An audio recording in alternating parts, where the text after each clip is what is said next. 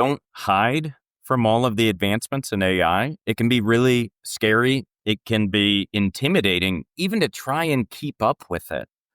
But try and learn what you can. Enroll in a practical course.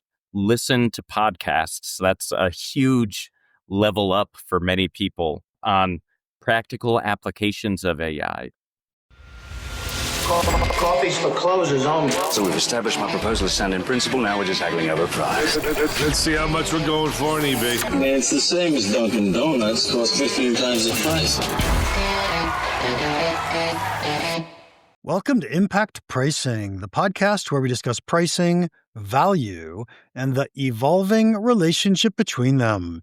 I'm Mark Stiving, and I run boot camps to help companies get paid more. Our guest today is Matt Knaggs. Here are 3 things you want to know about Matt before we start. He is the director of pricing at Zilliant, where he helps B2B companies make smarter, data-driven pricing decisions. He's passionate about combining analytics, AI, and competitive insights for pricing. And he has deep experience in both the science and the strategy of pricing. Welcome, Matt. Hey, thanks, Mark. Appreciate you having me here. I My do pleasure. have to do a slight correction. I'm not the director of pricing.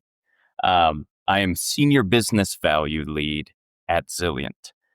So I don't know if we want to go back or just go from here. Nah, I just gave you a promotion. Don't worry about it. I appreciate that. Thank you. Yep, I'm gonna send this to my boss right afterwards. I There we go. appreciate that. No But worries at all. everything else that you said in there was actually quite true and correct. So no need to revisit that. So how did you get into pricing? Yeah, as is common within this space, not a direct line at all. If you were to look at my career path, I started off in transportation safety, oddly enough, then graduated to industrial safety, where I became the head of safety for a large metals distribution company. But going through my MBA program, I got really interested in the commercial side of business. So I started looking for opportunities to get more involved on the front end side of the house, so to speak, and was given the opportunity to join the commercial excellence team at that same metals distribution company I worked for. And there I took on responsibilities for pricing, go-to-market strategy, sales enablement, CRM administrating, and got really interested in everything that you can do on the sales side of the house to be more successful. And obviously inherent to that is pricing and making sure that pricing makes sense, so to speak. So wound up in pricing a little over 10 years ago, and it's become a passion. I study it, I geek out on it, and really enjoy diving into it and get to talk with customers and companies about pricing topics daily. So really, really enjoy that. Nice. So what do you love about pricing? Why do you geek out or stay in it? Yeah, it's, I think I'm one of those people that when you find an interest in something, no matter what it is, you're going to geek out on it. So we can go as deep in pricing as I can also go on craft beer or running, or several other topics. So with pricing specifically, the ability for it to have such an impact on an organization when done right is huge, but it's often overlooked for a lot of different reasons. I think a lot of people, in some instances, there's no ownership for it. No one wants to take ownership for it. In others, people view it as an afterthought or just a number and don't realize how critical a part it can play in helping you to execute on your overarching business strategy. And, pricing and strategy need to go hand in hand. Pricing enables your strategy. It shouldn't be an afterthought. So helping bring people on board with that concept is something I really enjoy. Nice. I almost want to change the direction of our conversation and talk about craft beer, but we won't. We'll stick with pricing. So, as you work with companies and try to help them figure out how they're going to do pricing better, I assume that you're seeing a lot of applications for AI today. AI is this amazingly huge variable thing, and I always feel so bad that I'm using it, but I don't think I'm using it well enough, or I don't think I'm using it right, or I don't even think it's possible to use it right or well enough. So let me just toss that out to you. And what are you seeing people do, and how is it valuable? Well, I'll start with the concept of using AI the right way. Let's be realistic. What we call AI now, in large part, is Gen AI, large language models, starting to be, agentic AI, and it's very young, very new, and at least to the broader public. So for anyone to claim that they're using it the right way, I mean, even the people creating it are saying, yeah, we don't even know if this is like the right way or like how it's actually doing what it's doing. Or, come on, like you're making this stuff and you can't explain it, right? So I want to reframe this concept of using it the right way to at least you're trying to use it, right? And I hear the ways you've talked about using it, Mark. It sounds like as a thought partner, which is a great way to start to get comfortable with AI.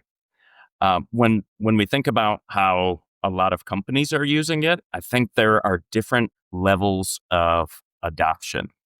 There is the very basic, hey, we've got to start using AI. So everybody, we now have enterprise licenses for this tool, start using it, all the way down to the AI first companies who don't just say they're AI first, but they say, here are the initiatives we're working on. Here's what we're going to do to enable you. This time is specifically reserved for you to begin working on your AI enablement. So it doesn't just become another task that somehow they've got to figure out how to get done. But, the irony in a tool that is intended to make us more efficient and effective is sometimes we don't free up the time to allow ourselves to benefit from the promise of AI. So, is there a right way to use it? We're all figuring that out right now. Okay, so I'll buy that 100%, right? I mean, but but as I think about pricing and using AI, I have not. I mean, other than you take the big pricing companies, and obviously we're using AI to crunch numbers and look at past historical data, purchase data, et cetera, and so that absolutely makes sense to me. But besides that, I'm having a hard time figuring out how people use AI to help them with pricing. Now, I can tell you how I do it, but first I want to hear what you do because I just don't. I see limited access or limited use for it. Yeah, yeah. So to talk about this, let's break down the different types of AI, right? You're talking about crunching data and numbers, and so that's talking about like the algorithmic machine learning data science approach that's been around for 30 plus years, right? When it comes to using what technically is AI, just isn't as attractive, right? Because it's not the new kid on the block, but to determine what an optimal price is. So that would be deterministic, meaning we feed in the same inputs. No matter what, we're going to get the same outputs every time. Now, I come across a lot of companies that say, we want to use Gen AI for pricing. And what I'm hearing in your question, Mark, is a little bit of maybe doubt as to should we do that? And that doubt is really justified because Gen AI is probabilistic, meaning we can give it the same inputs and get different outputs. And in the space of pricing, if you don't have consistency, you don't have explainability, auditability as to how you arrived at those numbers, there's a huge risk there. So, what does that mean in terms of a pricer? You're safe. You don't need to learn AI. No, I wouldn't suggest that at all.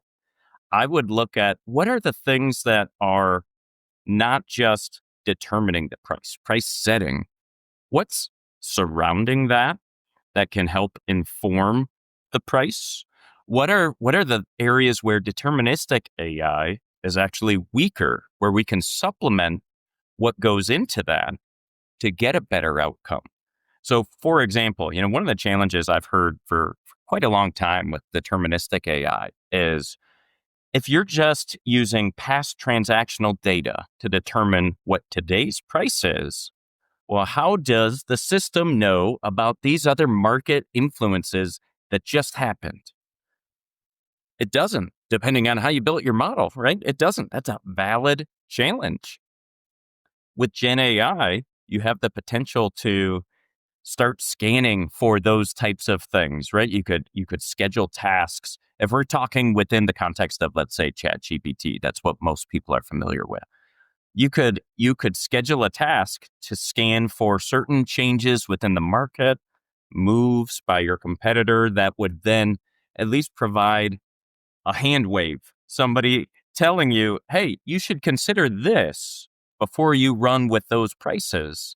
And there's still that need for, you hear the term human in the loop. I would say the pricer in the loop. I'm trying to make that a thing, to actually take that other complementary data and use it to influence what the final price is. Okay, I'll buy what you just said. I don't spend a lot of time with deterministic AI. I spend a lot of time with I'm going to say the words SMB, mostly because they don't have as much data. They couldn't really crunch through it as well as, large enterprise organizations do. But one of the things I find fascinating that I use AI for all the time is trying to have it help me think through, how do my buyers make purchase decisions? What are the things that are important to me? And so I don't trust AI. I never do. But what I do know is that it can think up way more things than I can think up. And so I frequently use it to say, tell me what problems people are trying to solve when they buy this thing. And if I ask for 100 problems, it'll find 100 problems. Right. And then you start to organize it and categorize it. And it starts to come down to where it's making sense to me about why is it that people buy something. So I can see that. I mean, we're still not at what number should I put on the price, but we're certainly at, I think of what I call context-driven pricing a lot. So we're certainly at understanding better what are those contexts that people are using as they make purchase decisions, so we can then influence or make decisions about our pricing. Yeah. Yeah. That's, I think, 100% valid. So I'm going to pull on my friend and mentor, Stefan Liozu's work here a little bit, to suggest, that what you're talking about, using AI to try and understand the value proposition of the next best alternative, could be a very valid use case. Now, is it going to be 100% accurate? To your point, no. We should still understand that with it being generative, it's probabilistic. But here's the beauty in potentially leveraging it within that context is, a lot of companies that are interested in taking a value-based pricing approach, they say it's not scalable because I have X number of products. So to determine what the next best alternative is across all of those, and then identify what my optimal price point is based on the differential value there is way too challenging, especially when you get into context of these types of customers buy for this reason, these buy for this reason. We're not looking at a one-to-one exercise, for one competitor, one product, but we have one-to-many based on the context. So when you're looking at scale, it becomes much more feasible to at least get a reasonable approximation to what differential value may be once you have a solid hypothesis on what is the key value differentiator, when I look at my offering versus the next best alternative. Now, I'm not going to suggest that means just open up ChatGPT and type in, hey, help me to come up with what my differential value is. You have to actually give the context to the AI tool that you're using also. So that may mean creating a custom GPT that you train and provide all kinds of context, knowledge documents too, so that it understands the exercise and what it should and should not do in helping you create what this differential value may look like. Yeah, nice. I have to say, since you bring that up, I have started creating custom GPTs for my clients. And so I upload all of my pricing knowledge, right, in books, blogs, blah, blah, blah. And then I start uploading content from them and what I learn about them so that they now have a tool they can use to start asking good questions. And I've built in some key system prompts that make it really easy for them to go find problems or results or things like that. And it's fascinating. I love doing this. I love watching their response when they see what it puts out. It's amazing. Yeah, I'm a frequent custom GPT creator. In fact, I've created a custom GPT creator GPT. And so it takes OpenAI's best practices for making the most effective custom GPTs and then forces me to go through that process dependent on what the end goal is of the custom GPT I'm creating. Nice, nice. Um, so what else are you seeing or how else are you using AI to help with pricing? Is there anything specific that you're seeing that you say, wow, this is really good? Because then I want to steal it.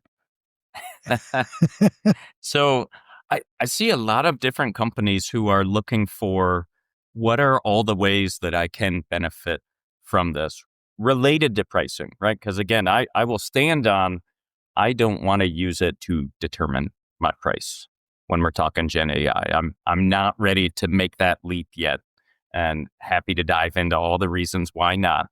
But in terms of what we can do, communication is something that is, I think, really often underappreciated when it comes to pricing.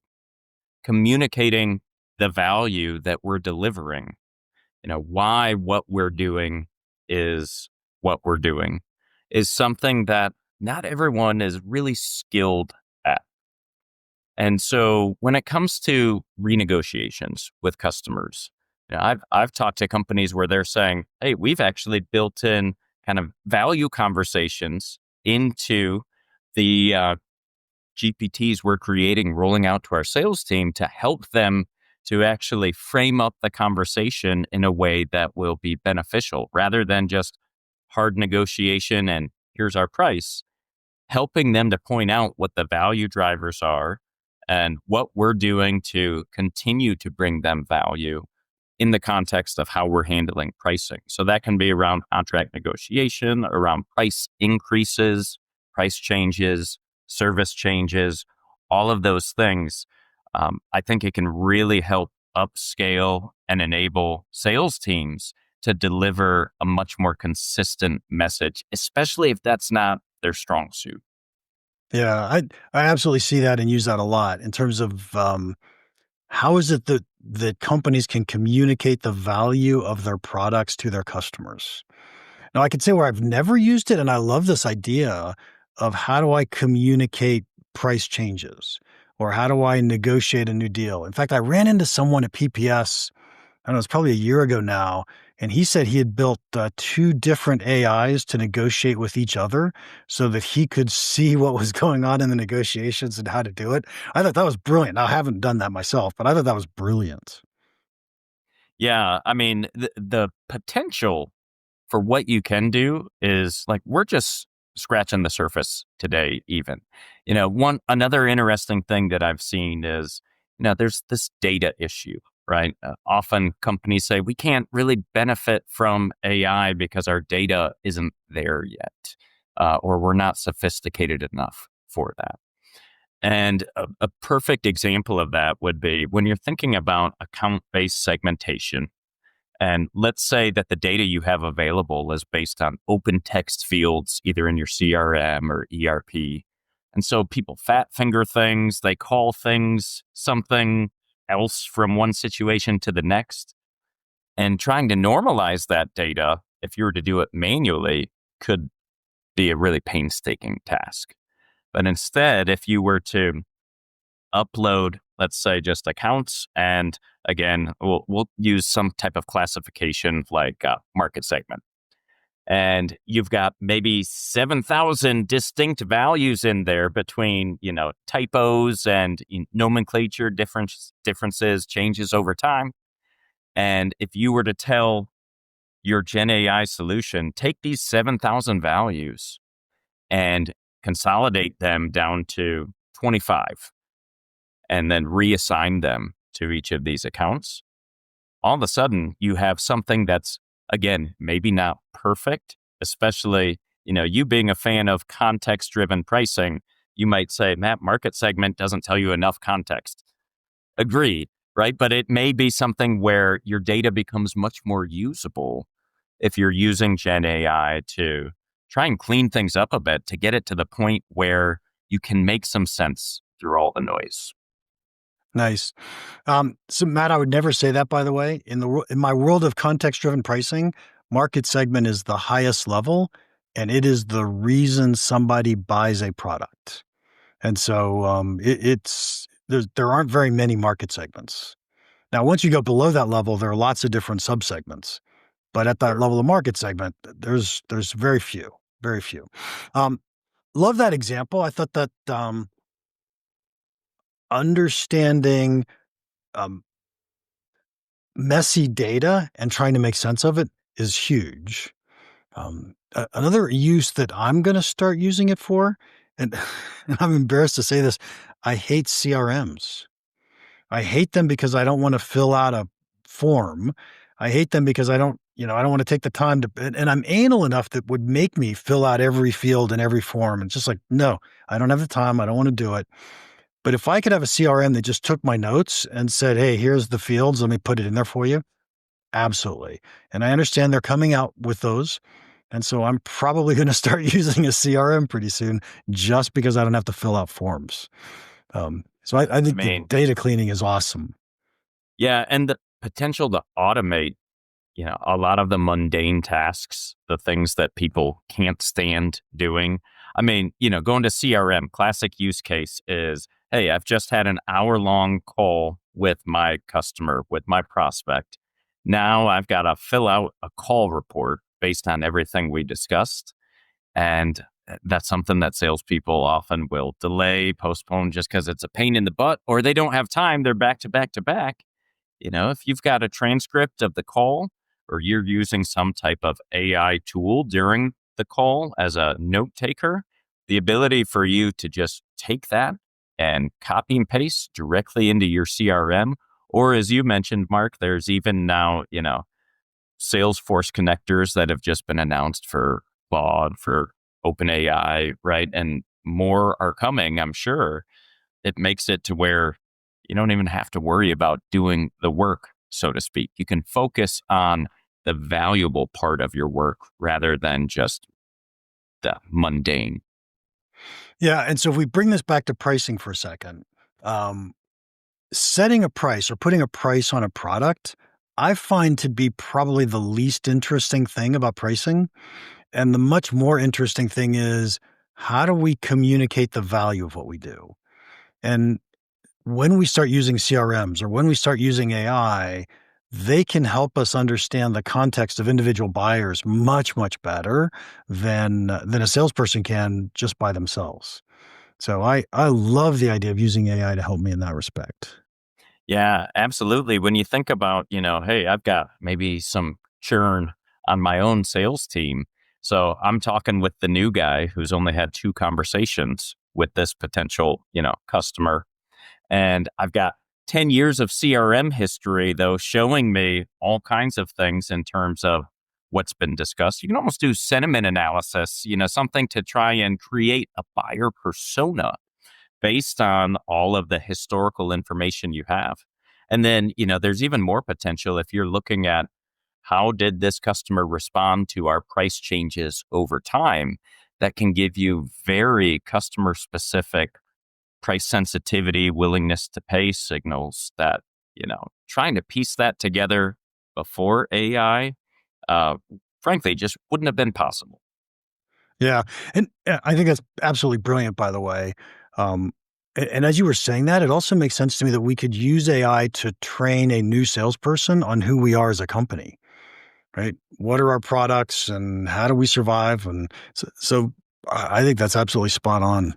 So, okay. So here's a hard question for you. Where's pricing going?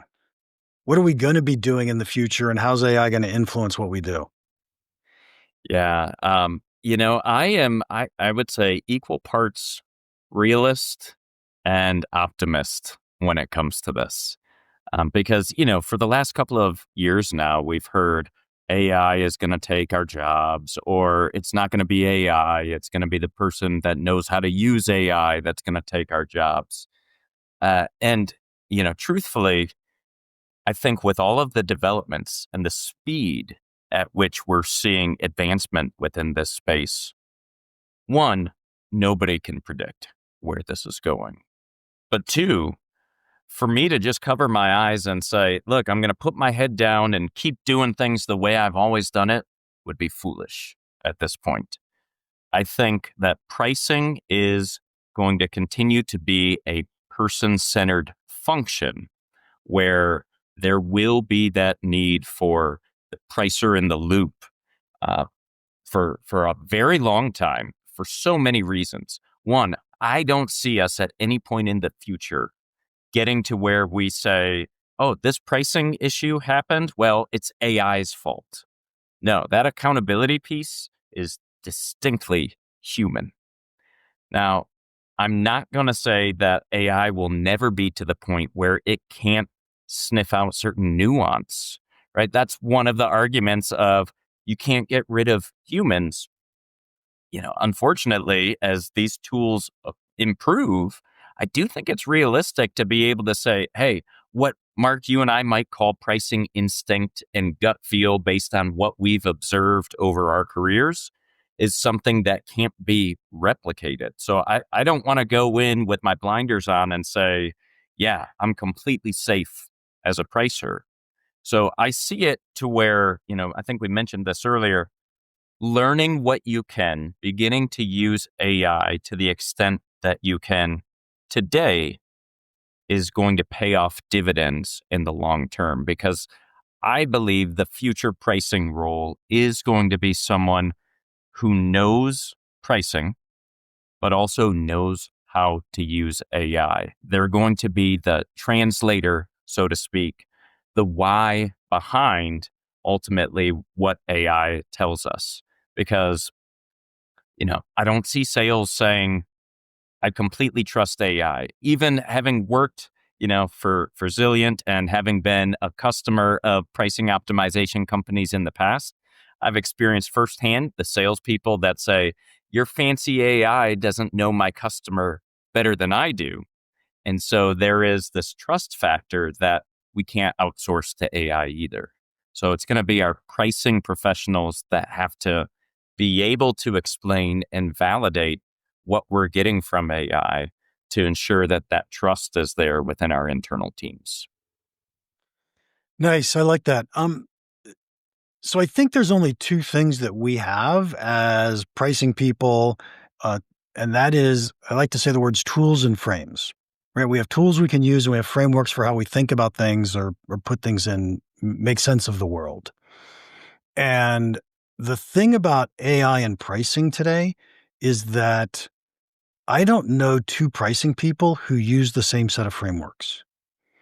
And what that says to me is that AI can't learn these frameworks because we don't all agree on the frameworks. It's really hard to say this is the way it works. And so I'm not too worried about that. I think AI is the tool. And the question is, how do we use that tool to implement the frameworks each one of us believes in, has learned, has used? So I see that happening. But here's my biggest fear with AI. I think we're going to stop having subject matter experts because people will rely on AI. And those of us who had to go figure all this stuff out, we're subject matter experts today, but who's going to replace us? hmm Yeah. Outsourcing knowledge is really a scary thing. And it's so easy to do now, too.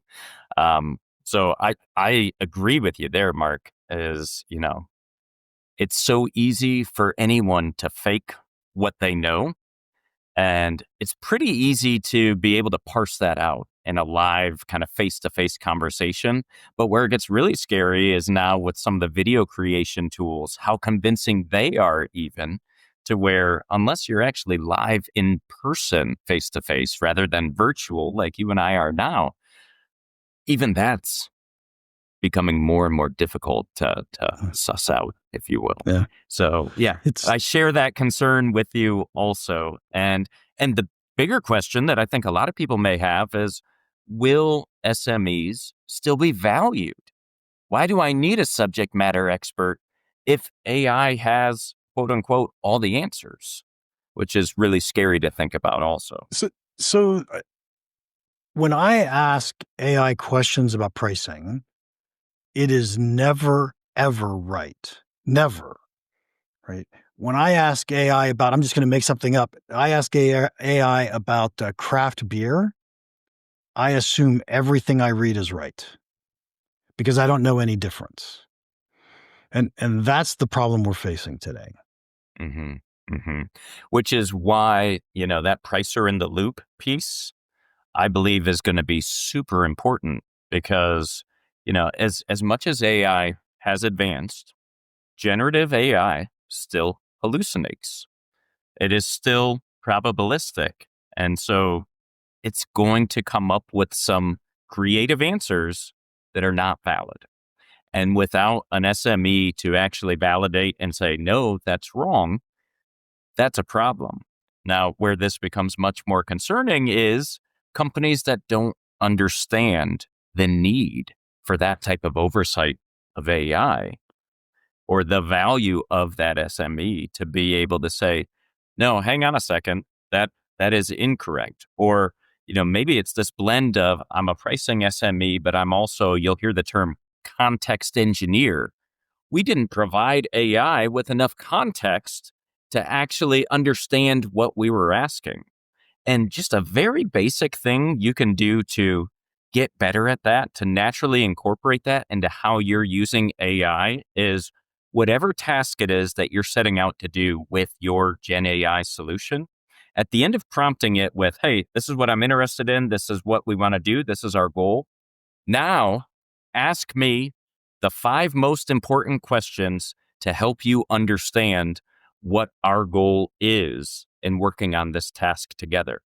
It's not quick and easy to do it that way, Mark. I don't see a lot of people doing this, but if you ask as part of your prompt for your AI tool to ask you questions so that it better understands what you're trying to do, the output that you get from it improves substantially. Okay, Matt, that was worth the price of admission right there. Thank you. Thank you very much for that one. We are out of time. We got to wrap this up. But last question. What is one piece of pricing advice you'd give our listeners that you think could have a big impact on their business? Don't hide from all of the advancements in AI. It can be really scary. It can be intimidating, even to try and keep up with it. But try and learn what you can. Enroll in a practical course. Listen to podcasts. That's a huge level up for many people on practical applications of AI. And don't just think about how might this impact pricing. Begin playing around with what you can actually do with it to see for yourself. And the beautiful thing about AI is it's not going to tattle on you for asking dumb questions. So you can try as much as you want and see what happens, and you'll be the only one that knows if you looked ridiculous trying to do what you did.